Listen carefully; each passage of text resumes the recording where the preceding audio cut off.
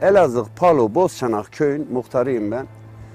Bizim şu anki bulunduğumuz yer bu ters lalelerimizin Bozçanak köyü Büyük Meydanek diye mevki olarak geçen, Büyük Meydanek olarak geçiyor bu mevki.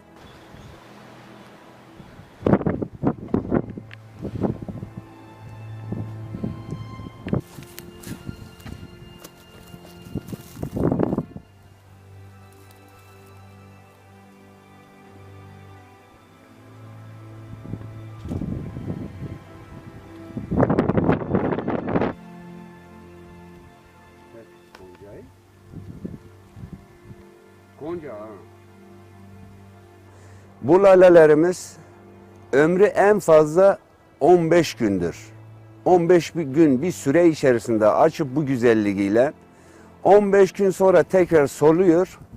Buna aslında bir de ismi daha var. O ismi de ağlayan gelin.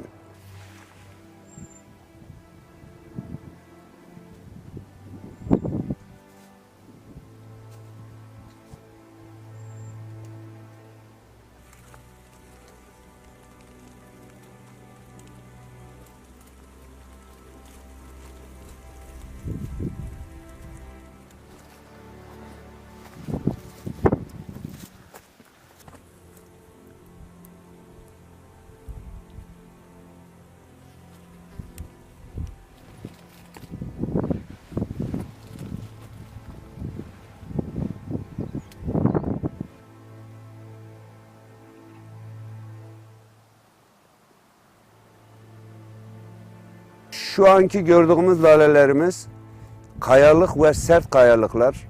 O kayalığın ve meşelerin içerisinde, orman meşenin içerisinde kayalıkta doğal olarak da bu tür yerlerde oluyor.